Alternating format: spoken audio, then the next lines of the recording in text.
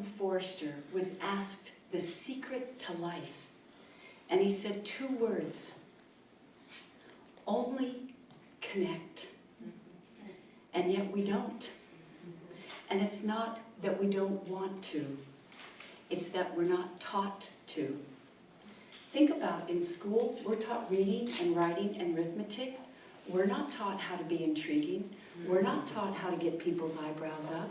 We're not taught how to communicate what we care about so other people care about it too. We're not taught how to connect. And see, I'm an entrepreneur at heart. And I thought, somebody's got to do something about this. And I thought, I'm as much as somebody as anybody. I'm going to do something about it. So I've spent the last few years developing the 8-step Intrigue process. And it's how to create interest and connect with anyone, anytime, anywhere. Now, enough of the backstory. Here's the quick examples. The first example is the first I in Intrigue, and it stands for intro. In particular, a 60-second intro that gets eyebrows up. Now, you may know that I'm the pitch coach for Springboard Enterprises.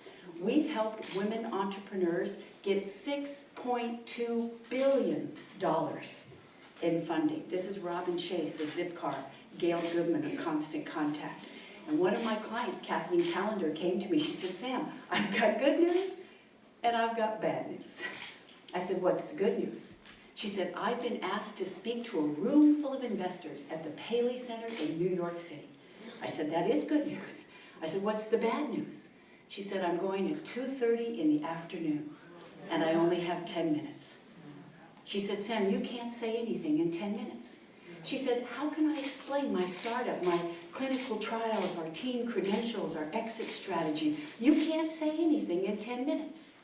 And I said, Kathleen, you don't have 10 minutes. You're going at 2:30 in the afternoon. Those investors will have heard 16 presentations. Their eyes are going to be glazed over unless you can get those eyebrows up in the first 60 seconds.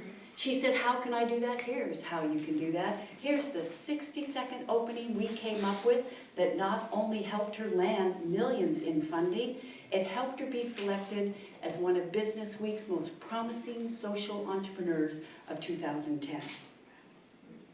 Did you know there are 1.8 billion vaccinations given every year? Did you know up to half of those are done with reused needles?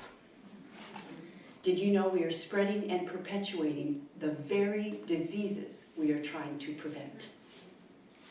Imagine if there were a painless, one-use needle for a fraction of the current cost.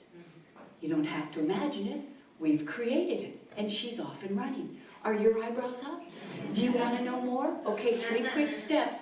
What is an idea you want supported, a project you want green-lighted, a cause or company you want funded? Who's the decision maker? Don't try and explain what your business is about. Ask 3 did you know questions that get them interested in what your business is about. What are 3 did you knows that go to the scope of the problem, that go to the urgency of the issue, that go to a shift in the trend? Now, the next word is imagine. The word imagine helps us see what you're saying. It pulls us out of our preoccupation because we're picturing your point. Now link the word imagine to 3 attributes of your problem to that solution, of your project that meets that need, your program that addresses that issue. Think about Kathleen. What did her decision makers care about? Those painful inoculations, so we turned it into painless. What did they care about? Those reused needles, so we turned it into one use. And all decision makers care about money, so it was a fraction of the current cost. Do you see how we distilled into one succinct sentence, oh, who wouldn't want that?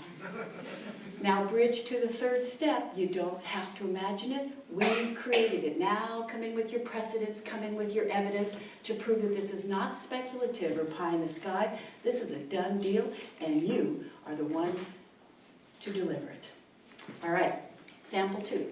Sample 2 is the second I in Intrigue, and it's interactive. And this is based on something Bette Midler said in the movie Beaches. How many of you saw the movie? I know we did. Yay!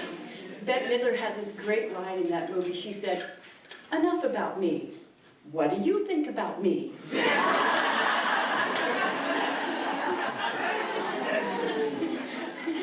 You know, on the internet, everyone has a voice. We can contribute anytime we want. Everyone has a say. Our communication has not kept up with the internet because most communication is one way. Let's take the elevator speech.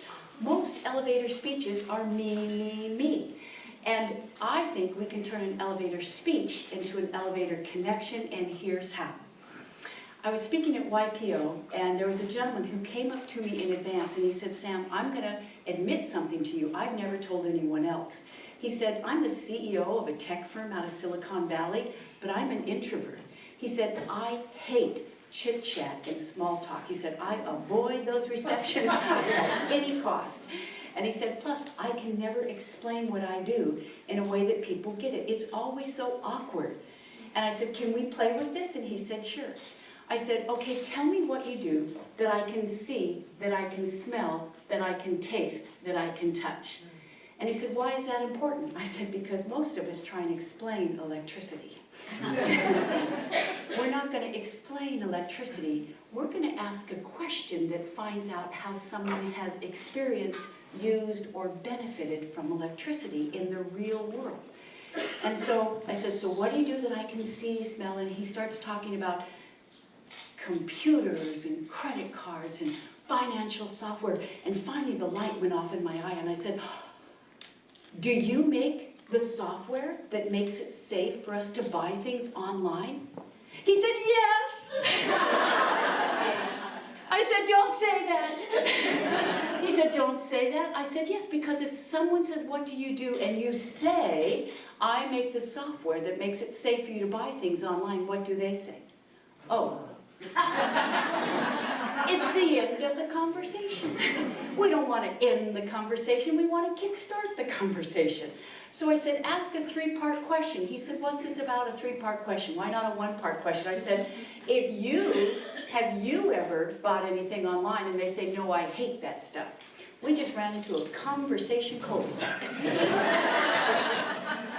I said, "Have you, a friend or a family member, ever bought anything online?" I said, "Now you want to make it more strategic?" He said, "Sure." I said, "What are the three most popular online retailers?" He said, "Amazon, Travelocity, eBay." I said, "All right, say, have you, a friend or a family member, ever bought anything online, like on eBay, Travelocity, or Amazon?" And they may say, "I hate that stuff, but my wife's on Amazon all the time. She loves the free shipping." Now, link what you do to what they just said.